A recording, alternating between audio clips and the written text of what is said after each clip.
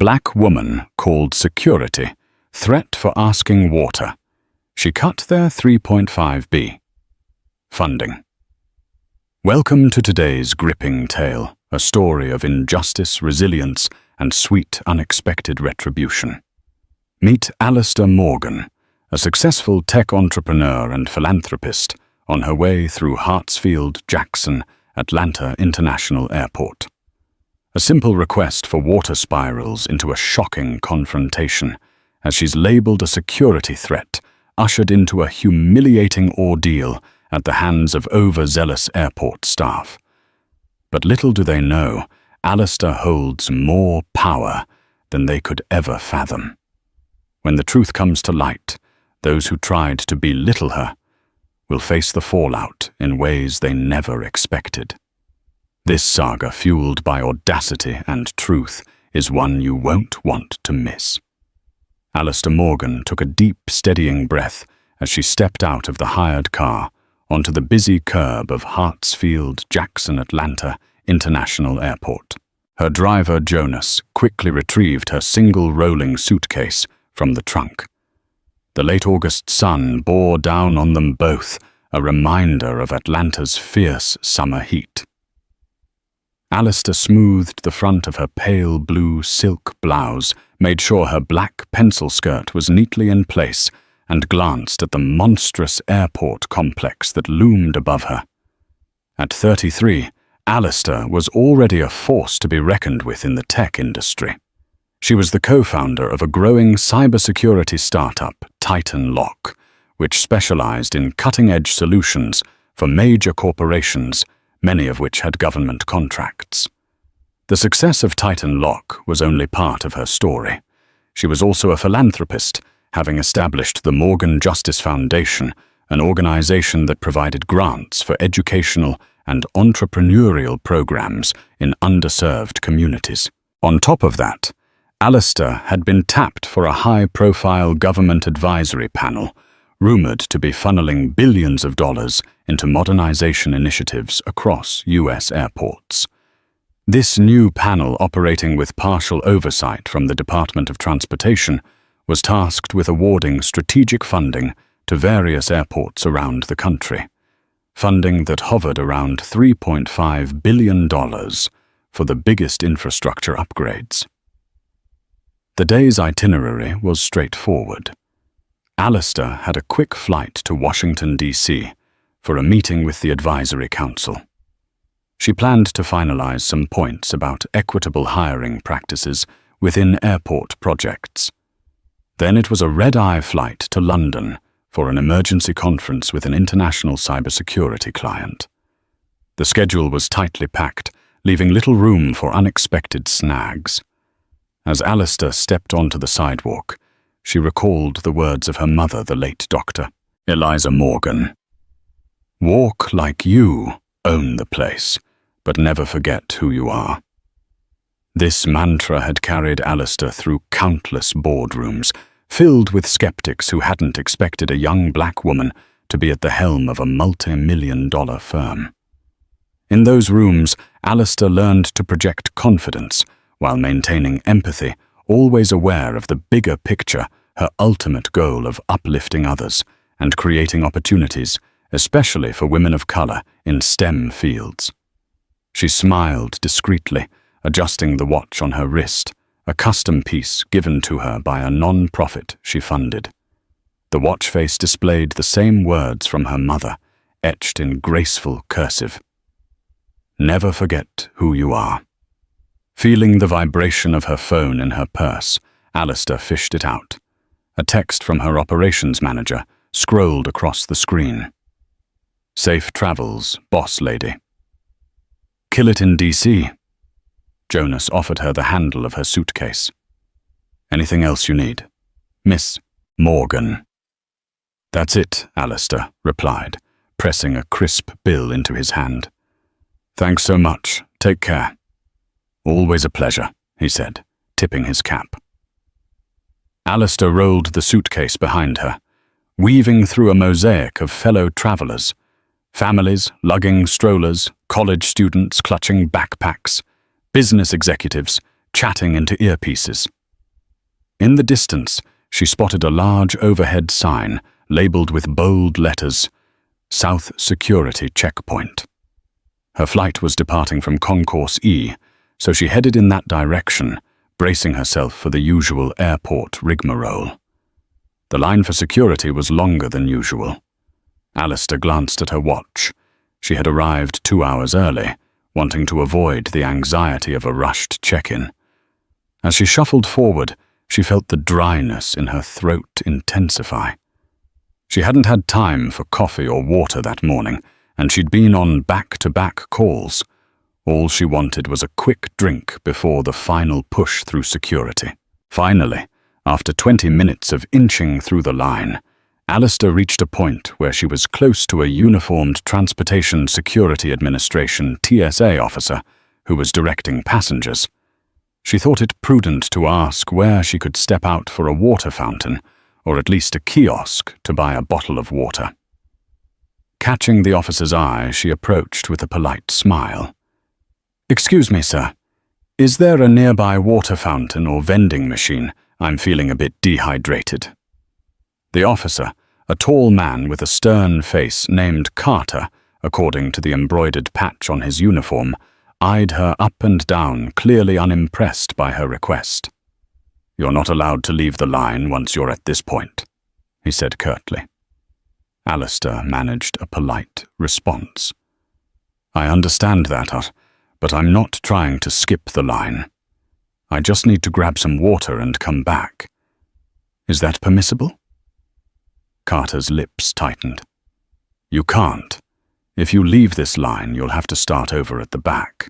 His tone indicated the conversation was over, but Alistair pressed gently. "It's just water, He cut her off. "Ma'am," I said no. Alistair felt a low flame of irritation flare in her chest, but she reminded herself to stay calm. She wasn't looking for conflict, just a bit of water. It struck her as oddly rigid. Airport lines typically allowed re-entry if you explained your situation.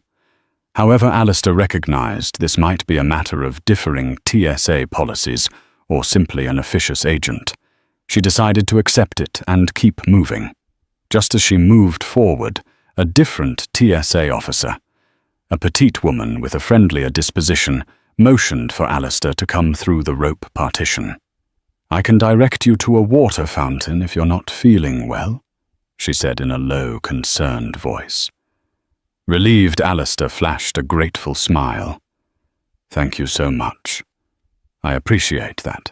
She began to follow the helpful officer, whose name tag read Hernandez around the edge of the line, when Officer Carter spun around, his posture rigid. "Officer Hernandez." "What are you doing?" he barked. "She's feeling dehydrated," Hernandez replied. "I'm showing her." Carter's glare silenced Hernandez. He turned back to Alistair, eyes brimming with suspicion. "Ma'am, I need you to stand still right there." Alistair raised an eyebrow. "I'm just following her to the fountain." She offered to show me the way.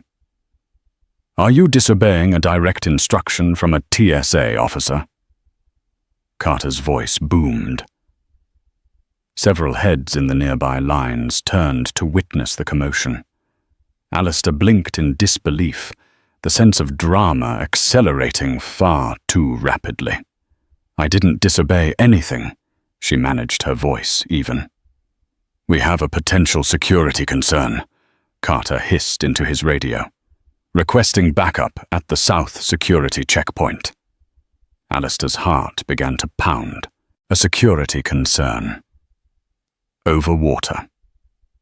A second officer arrived quickly, followed by an Atlanta police officer stationed at the airport. Alistair's mind raced.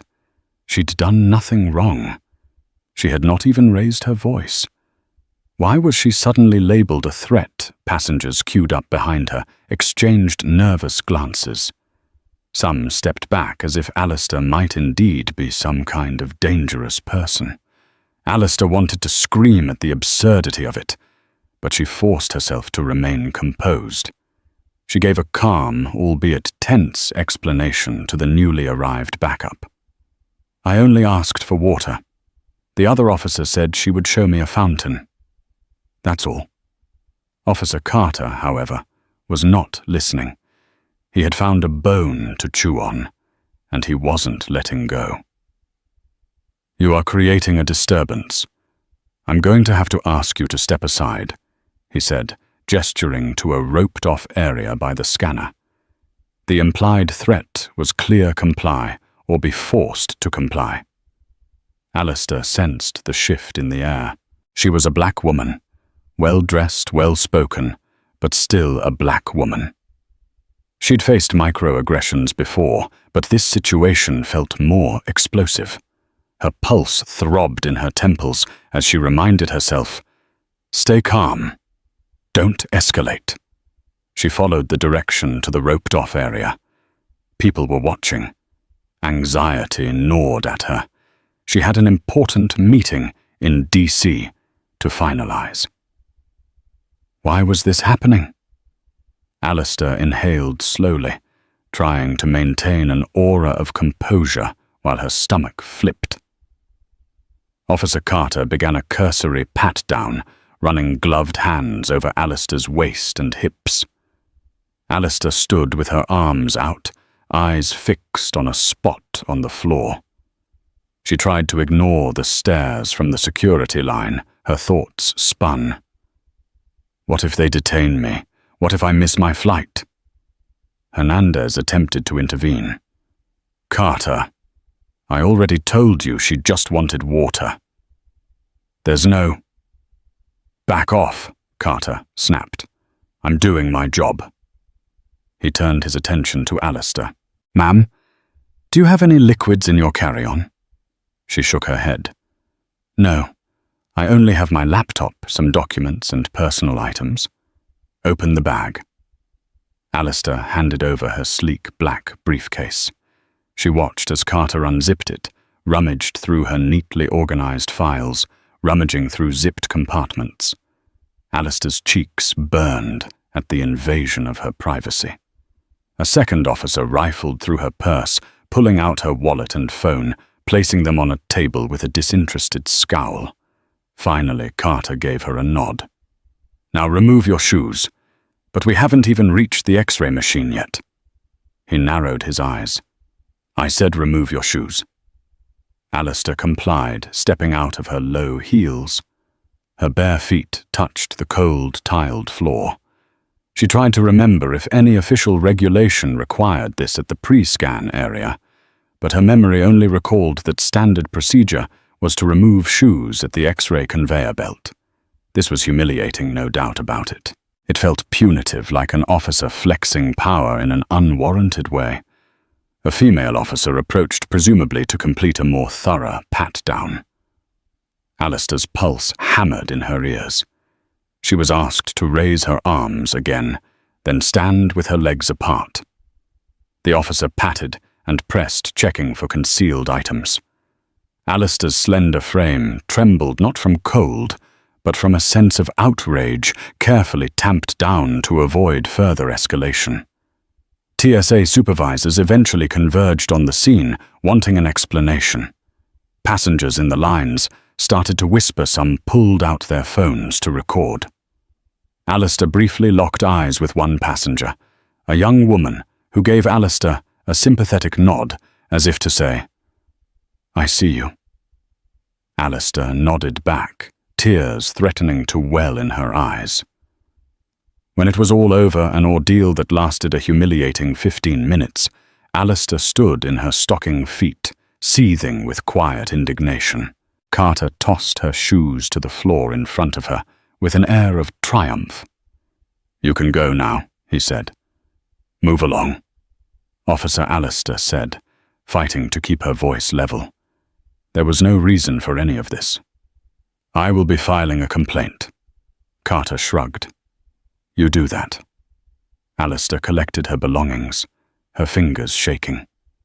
She slipped her heels back on, took her bag, and stepped forward to where the normal screening lines progressed.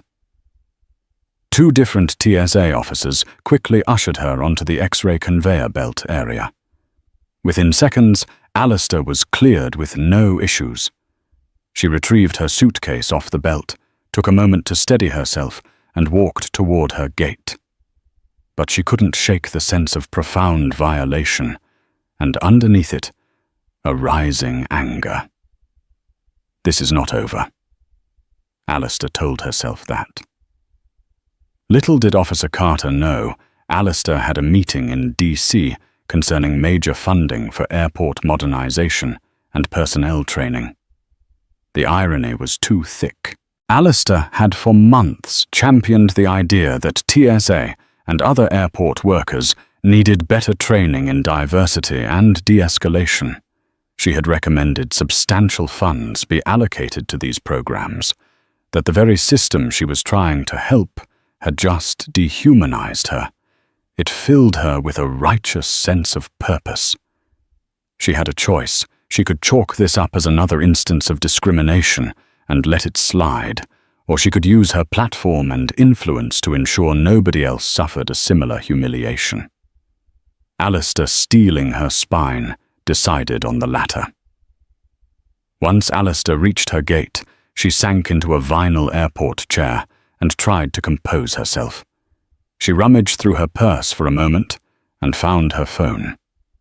Her immediate urge was to call someone, perhaps her friend Danielle, who was also an attorney focusing on civil rights cases in Atlanta. Danielle would surely be outraged and ready to pounce with legal measures, but Alistair paused, inhaling deeply, realizing she needed more information. She needed to approach this strategically. Emotion, while valid, might cloud her tactical response. Instead, Alistair opened her phone's voice memo app and began dictating the sequence of events, the time, the place, the names of officers. If she remembered them, the humiliating details.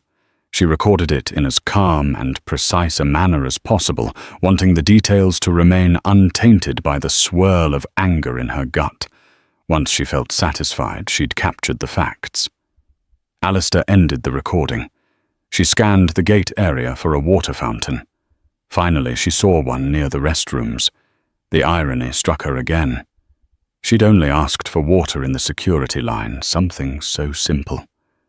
She rose carefully, guarded her phone in her purse, and headed for that much-needed drink of water. Back in the waiting area, Alistair tried to refocus on the upcoming meeting in D.C. She would face a room of high-profile government officials, each with a stake in how airport modernization funds were allocated. Her role was to ensure cybersecurity was front and center, but she had also advocated strongly for better staff training, particularly in areas related to implicit bias, de-escalation, and conflict resolution. Alistair had always believed that secure airports aren't just about preventing terror threats. They're about the dignity and fair treatment of every passenger. The overhead speaker announced boarding would begin in 5 minutes for her flight. Alistair turned her phone off silent mode. Immediately it buzzed with a call from her executive assistant, Rebecca. "Hey, Alistair," greeted, striving for normalcy in her tone. "Hey, Alistair, just checking you got through security. Okay? You've got a jam-packed day once you land in D.C., Rebecca said. Alistair considered telling her about what had just happened. Rebecca was more than an assistant. She was a friend and confidant.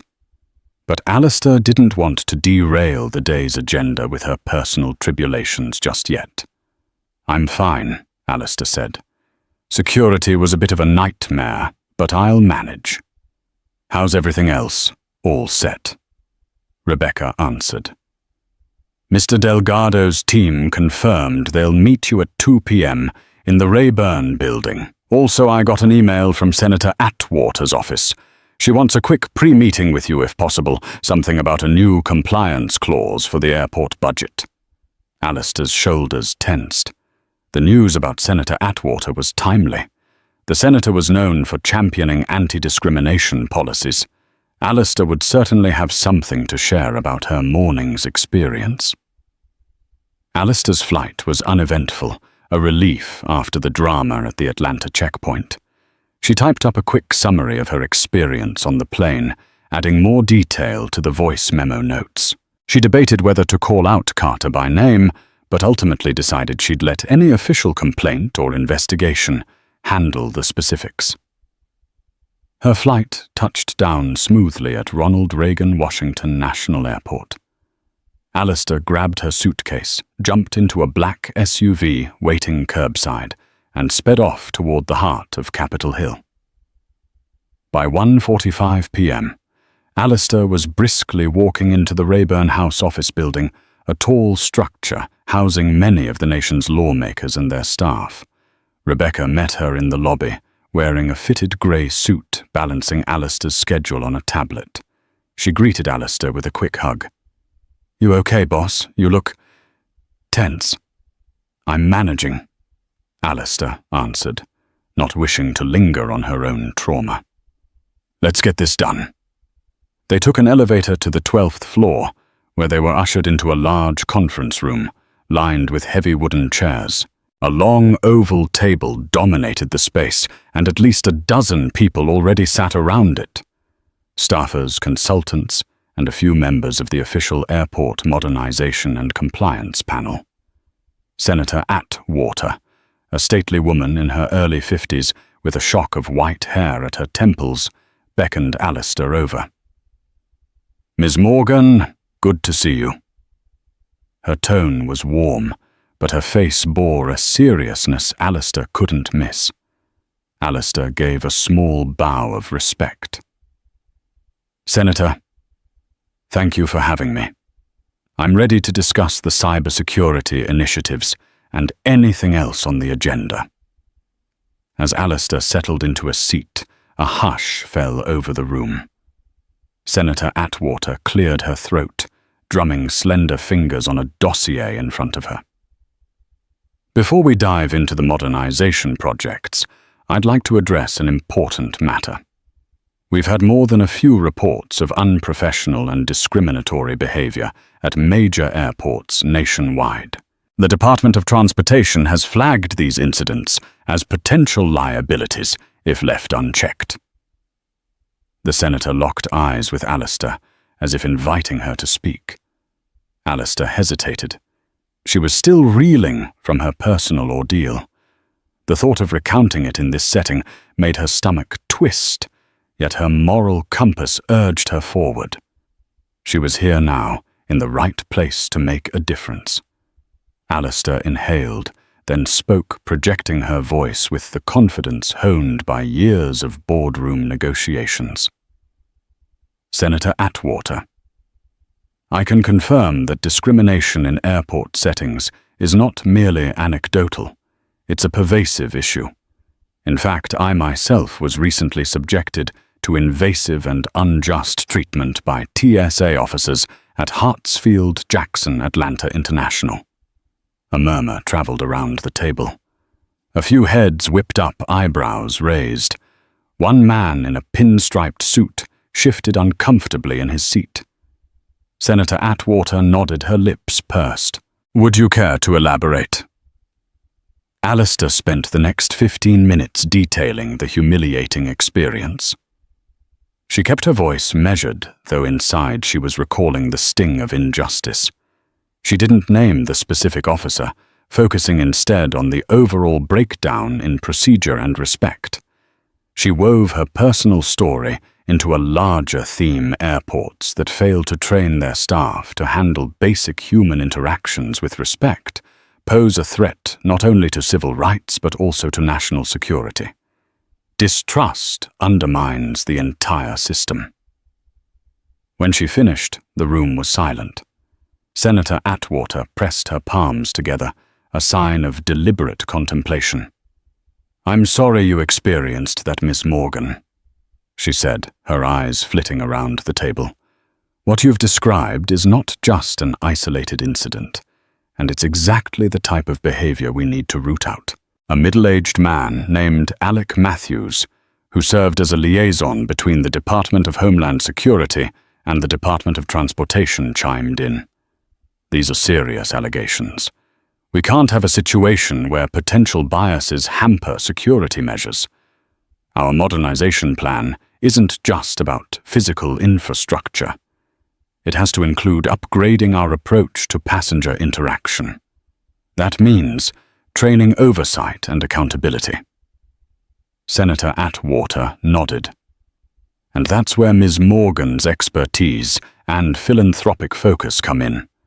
She's been advocating for robust training programs. Given her direct experience, I believe we should strongly consider her recommendations and perhaps tie compliance to the new wave of funding. Another wave of murmurs swelled around the table. Alistair looked from face to face, reading their expressions. The notion of tying compliance measures to funding was a big step. For some airports, that could mean hundreds of millions, if not billions of dollars in modernization grants. Alistair's mind flitted to her humiliating morning at the Atlanta checkpoint. She remembered the vow she made. This is not over. If legislation demanded that airports enforce zero-tolerance policies for discrimination with failure resulting in withheld or reduced funds, that would be a groundbreaking shift. Alistair cleared her throat.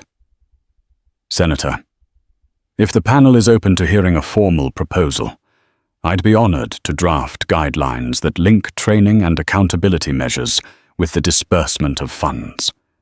This is urgent. Our airports serve as gateways to the nation, and they must reflect our highest values. Atwater's expression brightened. Thank you, Ms. Morgan. Let's do precisely that. News travels fast in political circles, especially when billions of dollars in airport funding are on the line. By the time Alistair wrapped up her day of meetings in D.C. and boarded her flight to London, phone calls were being made from one office to another in Atlanta. Word was out that Alistair Morgan, whom some knew as a philanthropic angel and others knew as a tough negotiator, was drafting guidelines that could overhaul how airports like Hartsfield-Jackson trained and disciplined their employees.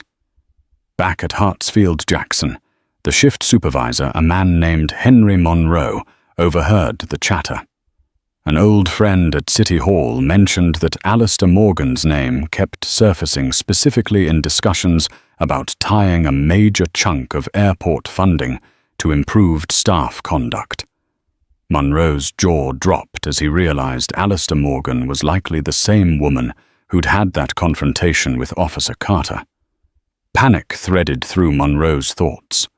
A potential $3.5 billion infusion was on the line funds that were essential for remodeling terminals, upgrading technology, improving traffic flow, and ironically training personnel.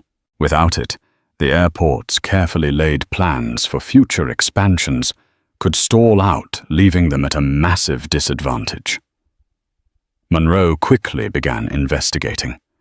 He retrieved the security footage from that morning, hoping it would exonerate the airport from Alistair's claims. Instead, he cringed at what he saw Alistair being singled out. Officer Carter's harsh demeanor, the humiliating shoe removal before the official checkpoint. The footage reinforced Alistair's account and highlighted Carter's overreaction. Monroe's heart sank. If Alistair's story went public, it could cause a media firestorm. He wasted no time.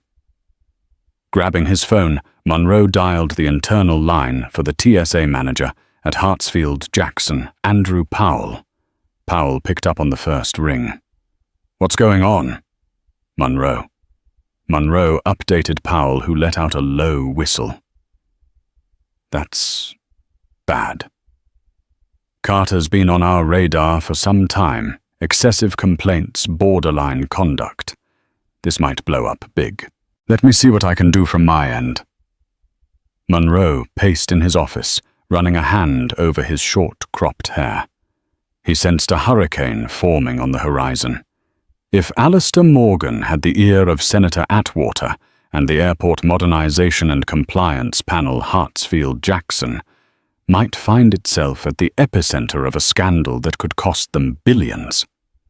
Meanwhile, Alistair's flight to London sped across the Atlantic. She reclined her seat slightly, closing her eyes, although her mind refused to rest. The swiftness of events, one humiliating episode morphing into a potential sea change in policy, startled her. She'd always believed in effecting systematic change, but she never anticipated being the catalyst in quite this manner. A flight attendant came by with a tray of drinks. "Ma'am, would you like something to drink?" Alistair opened her eyes and smiled politely. "Yes, just some water, please." She paused, noticing the swirl of irony in her request. Water, how such a simple need had started this entire chain reaction. As she took a sip of the chilled water, Alistair allowed herself a brief flashback to that humiliating moment with Officer Carter. She recalled his old eyes and authoritarian tone. A part of her wanted vengeance. Yet Alistair also prided herself on fairness. Not all TSA officers were like Carter. She knew that. Some truly cared about passenger safety and treated people with respect, like Officer Hernandez, who had initially tried to help. Alistair needed to keep the bigger picture in focus. How do we ensure no one else experiences such unwarranted treatment? In London, Alistair was set to attend a cybersecurity conference for a major multinational client. The trip was important. Titan Lock needed to solidify its standing in the European market. She reviewed her notes, cross-checking them with Rebecca's bullet points. Despite her attempts to focus her thoughts, drifted back to the drama unfolding in the States.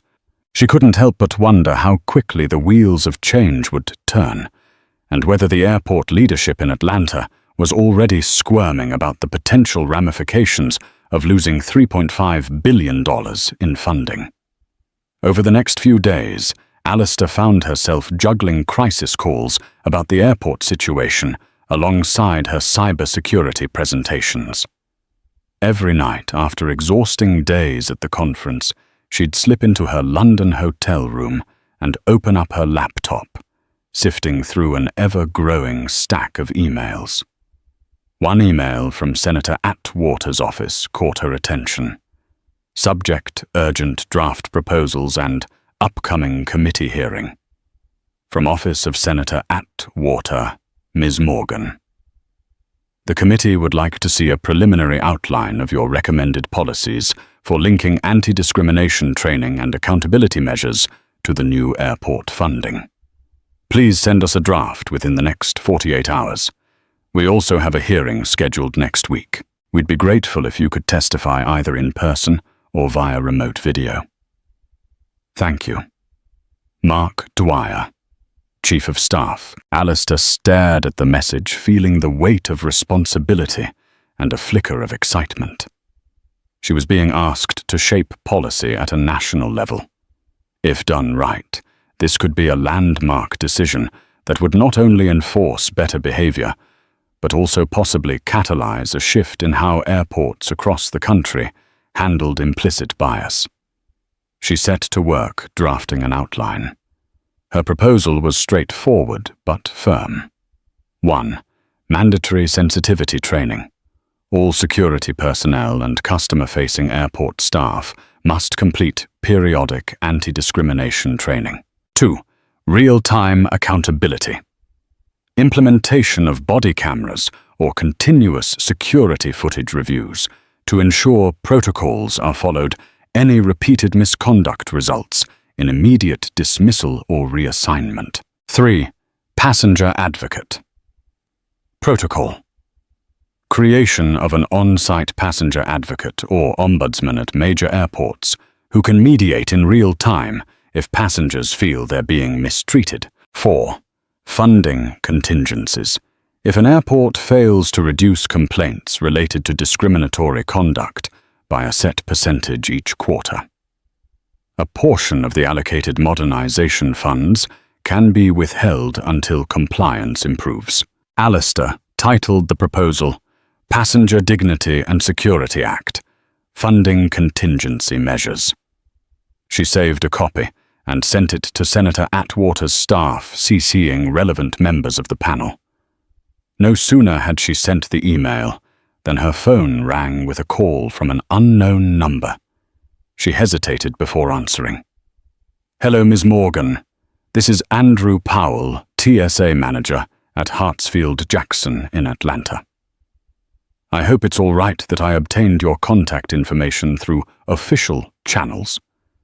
His tone was measured, almost nervous. Alistair remained guarded. "All right, Mr. Powell. How can I help you?" Powell cleared his throat. "I want to extend my apologies for the incident you experienced. We're investigating, and it's my understanding that certain officers acted out of protocol. Hartsfield-Jackson as an institution does not condone that behavior." Alistair recognized a damage control call when she heard one. "I appreciate that, Mr. Powell, but apologies won't rectify the systemic issues that allowed this to happen." Powell sighed. "Indeed, Ms. Morgan. We're ready to take steps, significant steps, to ensure this doesn't recur. I'd like to invite you to meet with our leadership team. Possibly we can come to some form of agreement, or at least demonstrate our commitment to change." Alistair let his words hang in the air for a moment. She understood the subtext. They need me to relent or risk losing billions. After a pause, she replied, "I'm currently in London on business, but I'll be back in the States soon. Let's see how the legislative process unfolds. I have a hearing next week to discuss these funding contingencies." Powell's voice cracked slightly. "Yes, I'm aware. We sincerely hope we can find a constructive path forward, Ms. Morgan." Alistair ended the call with a polite but neutral acknowledgement. As she hung up, she wondered if the seeds of real change were sprouting, or if this was merely the airport's attempt to avoid negative PR and financial fallout. A week later, Alistair sat in a stately hearing room on Capitol Hill, her heart thrumming. The committee hearing had drawn more attention than anticipated. The usual array of politicians filled the dais, but the gallery seats were packed with representatives from major airports, lobbyists, journalists, and members of civil rights organizations. Cameras flashed as Alistair moved to the witness table. Senator Atwater kicked off the session.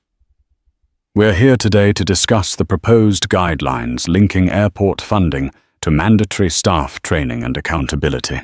Ms. Alistair Morgan is among our invited speakers." A ripple of whispered chatter moved through the room. Alistair felt a trickle of sweat slide down her back. She fiddled with the microphone before her. She had testified in hearings before, but never with this level of personal stake. "Thank you, Senator Alistair," began her voice steady. "I present to this committee the outline for what we call the Passenger Dignity and Security Act.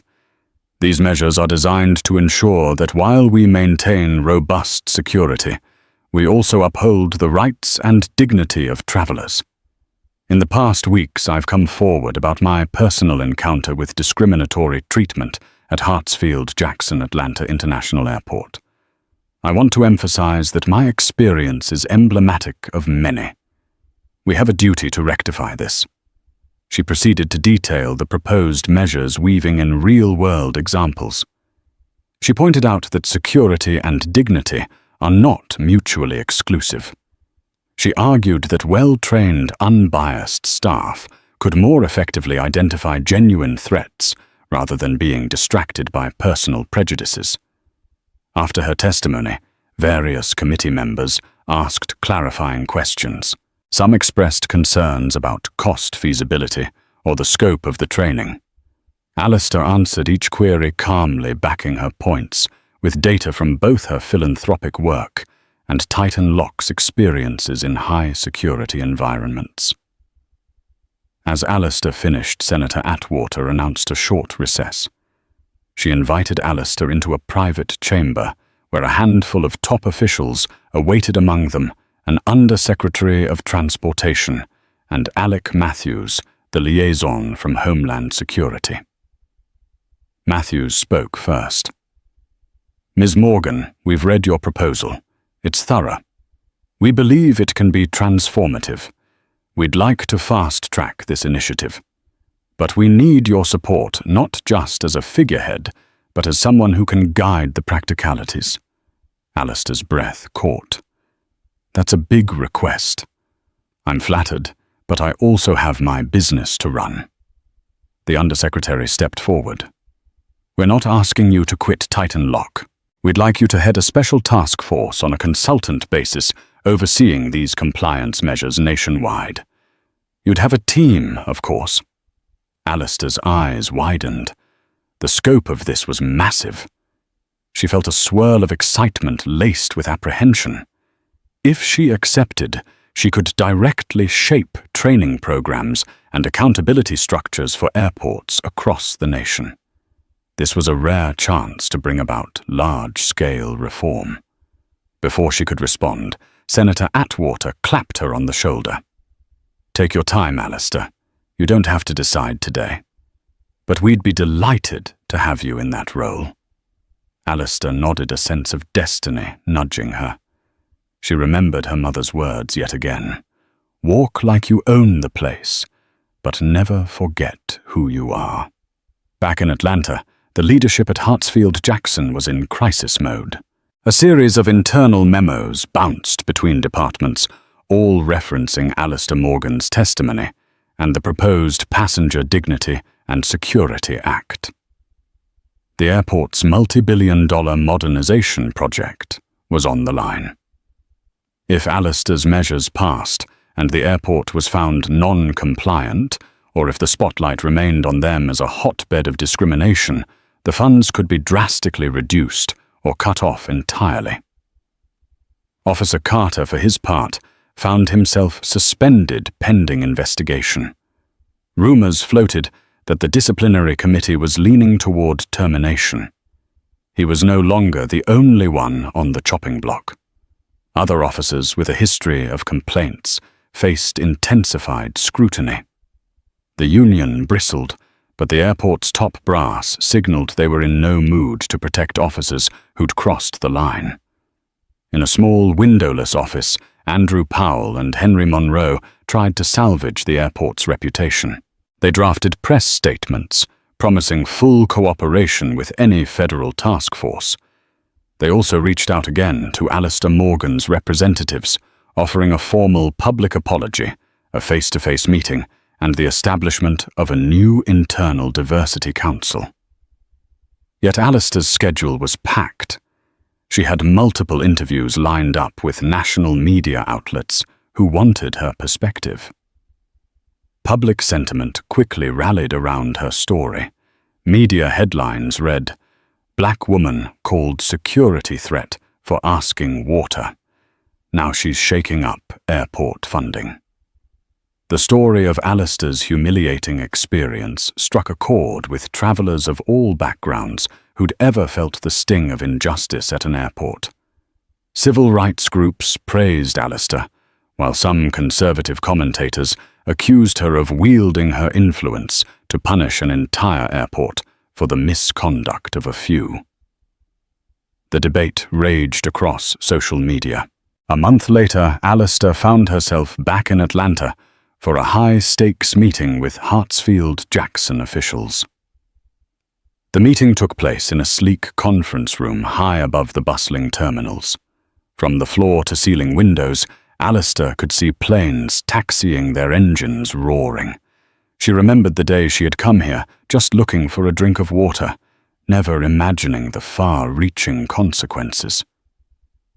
Powell greeted Alistair in the lobby with a strained smile.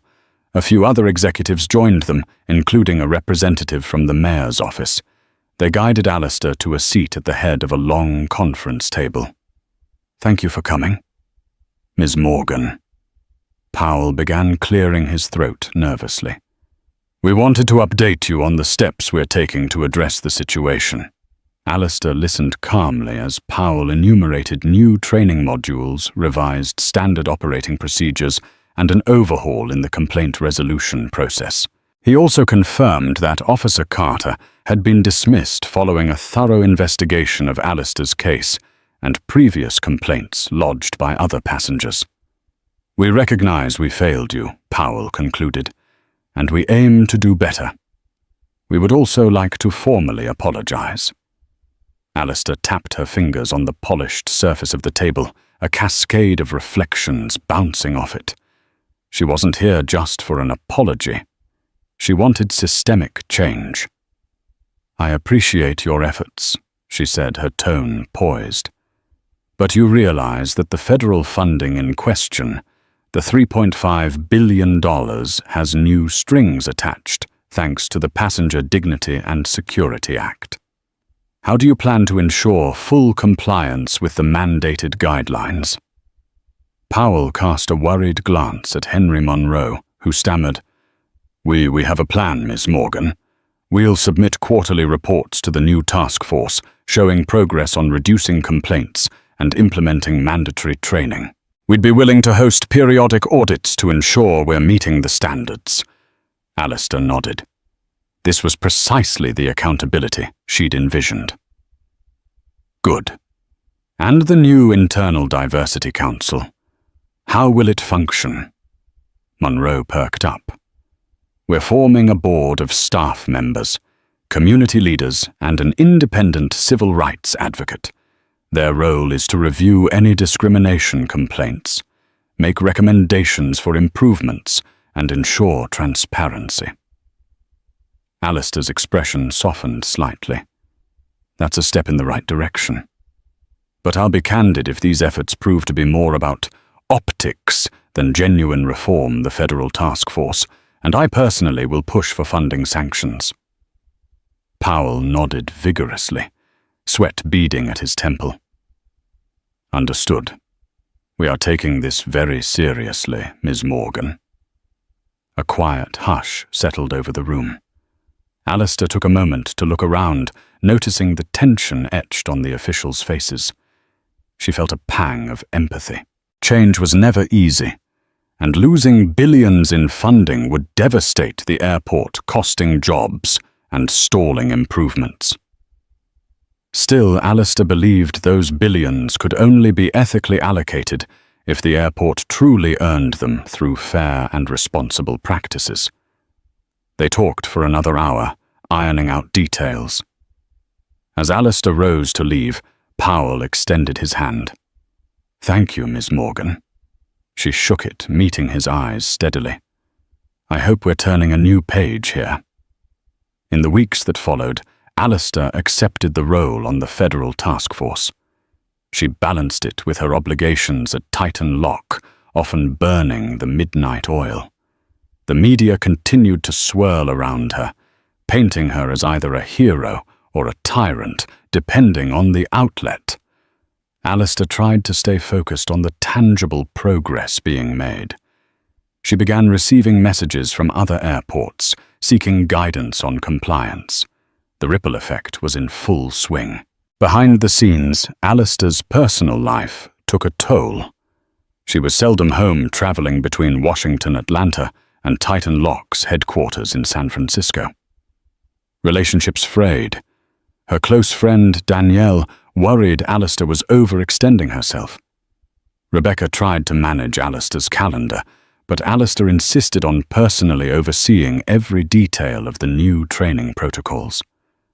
Exhaustion crept in, yet Alistair felt an unstoppable drive pushing her forward. It's bigger than me, she reminded herself.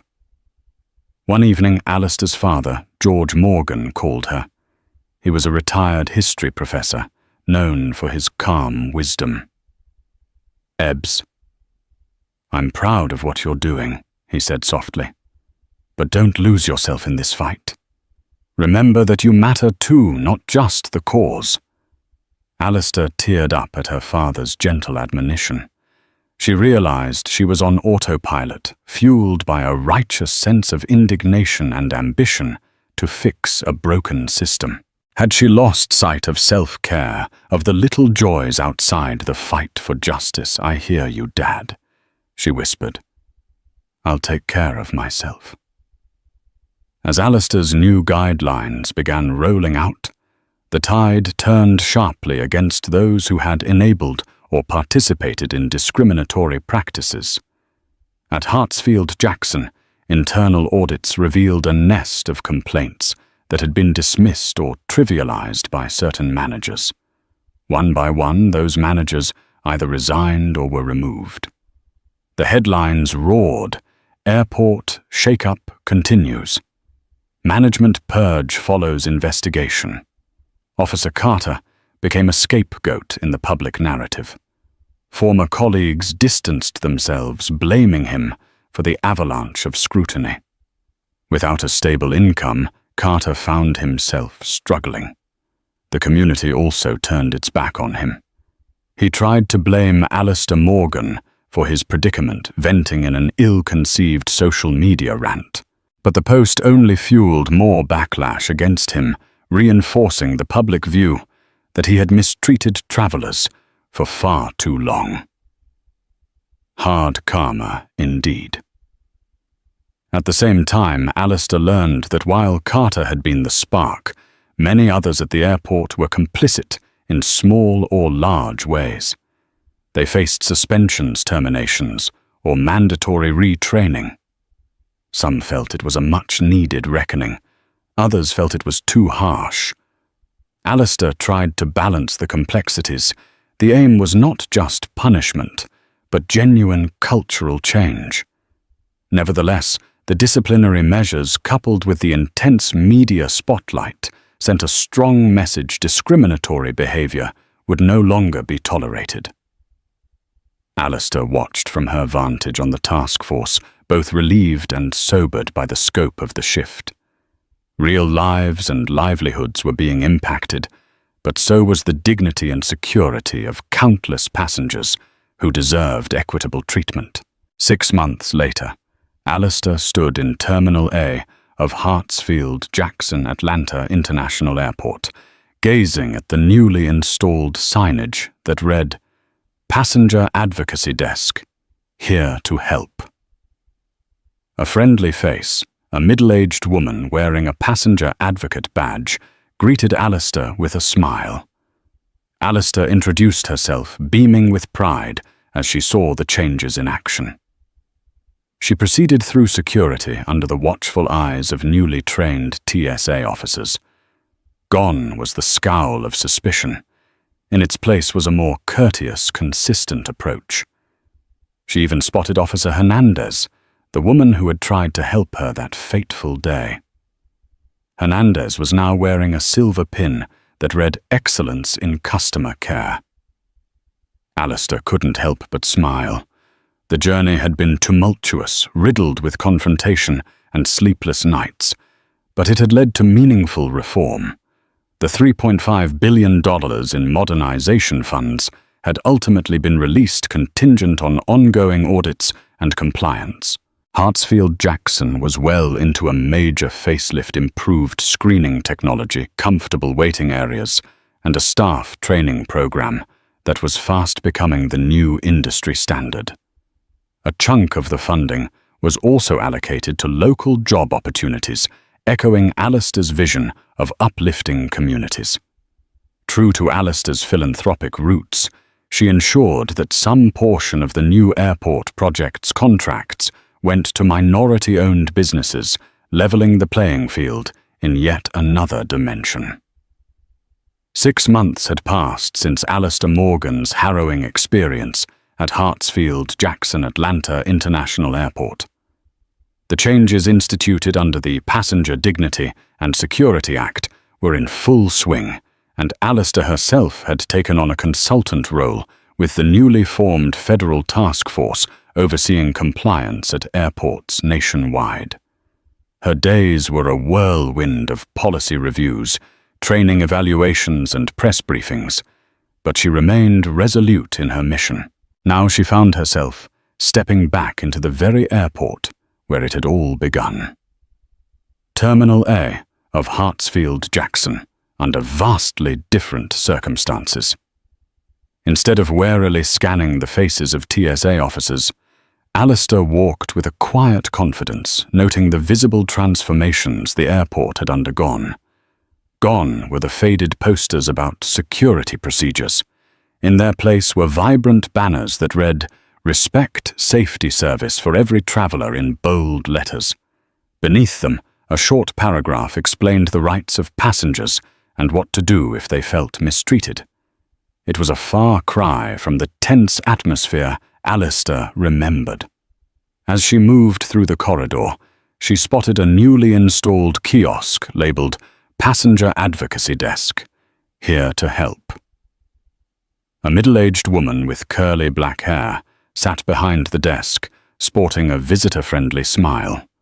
She wore a badge that read, "Passenger Advocate," in large block letters, and Alistair couldn't help but grin at the sight.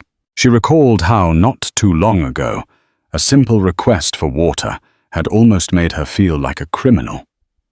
Now an entire desk was dedicated to ensuring that no traveler felt unjustly targeted or humiliated.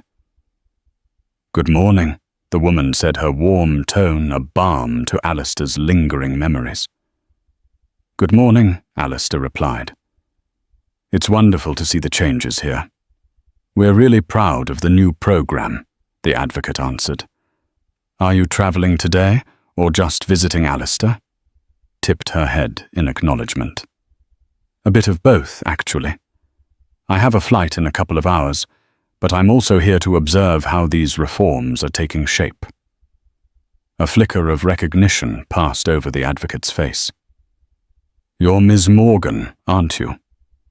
The one who testified before the Senate Committee on the Passenger Dignity and Security Act?" Alistair's cheeks warmed, but she nodded. "Guilty as charged." "Thank you," the advocate said, eyes glistening with sincerity. "I used to be a gate attendant here, and I've seen my share of unfair incidents. This new system feels like a fresh start for all of us." Alistair felt a knot in her throat. She thanked the woman and moved on. Just a few steps away, a group of TSA officers guided travelers through one of the updated checkpoint lines. She noticed the streamlined security machines, cutting-edge scanners that Titan Lock had helped vet for cybersecurity vulnerabilities. But the biggest change was in the demeanor of the officers themselves. Their faces weren't etched with suspicion or impatience. Instead, they calmly directed passengers, answering questions instead of snapping at them. A gentler environment, Alistair realized, often made the overall process run more smoothly. Suddenly, one of the officers waved at Alistair. She did a quick double-take before recognizing the petite frame of Officer Hernandez, the very same officer who had originally tried to help Alistair get water months before. Hernandez had a new silver pin on her uniform that read, "Excellence in Customer Care." Hernandez walked over, smiling. "Ms. Morgan, it's good to see you again." Alistair returned the smile. "It's great to see you too. I hear congratulations are in order." Hernandez touched the pin lightly. "Yeah, I got an award last month for going above and beyond in customer service. Management said it was part of the new recognition program for positive interactions. Honestly, things have been a lot calmer since these changes took effect. Less tension, fewer confrontations." Alistair recalled her own humiliating ordeal in front of everyone, being forced to remove her shoes and undergo a lengthy pat-down just for asking for water. Now, standing here in the middle of a bustling security area, she felt a sense of relief. "I'm glad to hear that. You deserved it," she said. "I remember you tried to help me in the first place." The two women chatted a bit about the new training protocols, how the staff had responded, and the fact that complaints had dropped dramatically in recent months. Then Alistair excused herself and returned to the main concourse. She passed by a row of digital advertising screens displaying airport announcements. One ad caught her eye: committed to equal treatment and cutting-edge security. Hartsfield Jackson, leading the way. Alistair paused in front of it, reflecting on how half a year ago she'd stared at these same screens while trying to swallow her outrage. Her phone buzzed in her purse. It was a text message from Rebecca, her ever-diligent assistant. "Hey boss, remember your flight boards in 90 minutes. Gate A21. Also, the press wants a quick comment about your visit. CNN has a crew near the lounge area." Alistair sighed, amused at how quickly news travelled within airports. Since the story of her water request turned discrimination fiasco had broken on national media, Alistair had become something of a public figure, symbolizing both the everyday traveller facing discrimination and the powerful executive influencing billion-dollar funding. She texted back, "Thanks, Rebecca. On my way." Yet before she headed to the lounge, Alistair made a detour to an elegantly designed water fountain, conveniently located near a newly renovated restroom. It had sleek stainless steel spouts and a digital readout indicating it was filtered and safe to drink. Above the fountain was a small plaque in partnership with the Morgan Justice Foundation, improving traveller comfort and community health. Alistair felt a tremor of pride seeing her foundation's name. During the negotiations for modernization funds, she had successfully advocated that a small portion be allocated to enhanced passenger amenities, everything from hydration stations to child-friendly play areas. It was a subtle but meaningful victory, symbolizing the principle that airports should serve everyone with dignity and care. She took a sip of cold water, relishing the moment. The irony was not lost on her. The very act that had sparked this monumental journey was now quietly honored by this new fountain. As she drank, her mind drifted back to those sleepless nights, drafting policy proposals and fielding pushback from skeptical airport executives. She remembered the personal sacrifices, the frustration of seeing negative headlines painting her as a billion-dollar bully in some corners of the media. Despite it all, she had pressed forward, fueled by the belief that one voice combined with strategic action could set massive changes in motion. From behind, a gentle voice broke her reverie. "Ms. Morgan, I'm sorry to bother you." Alistair turned to see a middle-aged man in a casual blazer. He held a cell phone timidly. "Would you mind if I took a quick picture? My sister is a TSA officer, and she's really proud of the reforms you helped usher in. She'd love to see you." Alistair smiled. "Of course." She posed briefly, then shook the man's hand. He thanked her profusely and hurried off. Alistair looked around. A few other travelers glanced in her direction, seeming to recognize her. She acknowledged them with a nod, but decided to maintain a low profile. She preferred genuine interactions over playing the celebrity. Finally, she made her way to Gate A21. The entire terminal shimmered with new updates, energy-efficient lighting, improved signage, wide walkways. She could see the boarding gate staff calmly helping passengers, occasionally joking to keep the mood light. The improvements were not just structural, but cultural, and Alistair felt gratitude well up inside her. Looking out the terminal's massive windows, Alistair watched planes taxi along the runway. She thought about all the people who had unwittingly joined her in this unfolding drama. Officer Hernandez, who had tried to help. Officer Carter, whose overreach led to his own downfall. Henry Monroe and Andrew Powell, the administrators forced to confront long-standing issues in their ranks. Each had played a role in the airport's metamorphosis. She also thought about her parents. Her mother's mantra, "Walk like you own the place, but never forget who you are," resonated more than ever. Alistair had walked forward that fateful day, refusing to be broken by an unjust system, and in refusing, she had inspired the system to bend. Her father's caution to care for herself echoed too.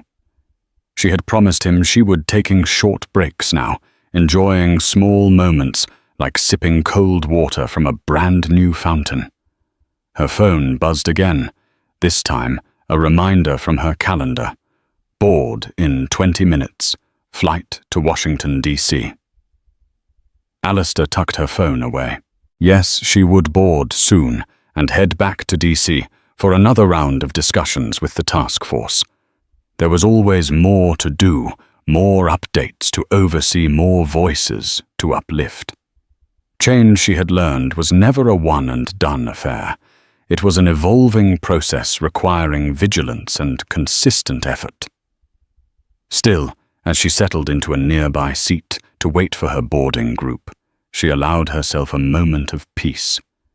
She watched families shuffle by with strollers, business travelers rolling suitcases, and college students wrestling with overstuffed backpacks. Every person here carried a story, a destination, a purpose. And now, thanks to these reforms, they were also carrying the promise of a more respectful, equitable journey. In her heart, Alistair knew this was just one chapter in a larger narrative, one in which countless people had pushed for fairness, often without the benefit of a spotlight. She had simply become a catalyst, demonstrating how a single confrontation could grow into a rallying cry for national reform. Looking at the hustle and bustle around her, she felt both the weight of responsibility and the uplifting knowledge that real progress had been made. Flight 284 to Washington, D.C. is now pre-boarding, crackled the overhead announcement. Alistair rose, collecting her carry-on and laptop bag. With one last glance around the transformed terminal, she began making her way toward the boarding line. The memory of humiliation was still there, lodged deep, but it was overshadowed by the tangible proof of change. New policies, new facilities, and a renewed sense of dignity for every passenger who walked these halls. Thus Alistair stepped onto the jet bridge, carrying forward her mother's words and her own unyielding conviction. She was leaving behind an airport vastly different from the one that had once mistreated her, but she knew the work was never truly done. There were always more airports to inspect, more staff to train, more hearts to win over. As the plane's engines revved, Alistair felt a surge of energy, a sense of resolution flooding through her. Because sometimes, all it takes is one resolute voice and a single request for water to topple barriers and transform an entire system one terminal at a time. Thank you for joining me on this powerful journey of how a simple request for water ignited a fight for justice, reshaped one of America's busiest airports, and secured better treatment for all travelers. Alistair Morgan's story proves that when one courageous voice stands up to discrimination, extraordinary change can follow, even if it means shaking loose billions of dollars in funding and facing down powerful institutions. If you found inspiration or strength in this tale, don't let the conversation end here. Hit that like button, share this video with friends and family who need to hear it, and subscribe to the channel to stay connected. Your support helps keep these stories alive and sparks more conversations about fairness, equality, and the courage it takes to stand up for what's right. Thank you for watching, and remember, every voice has the power to make a difference.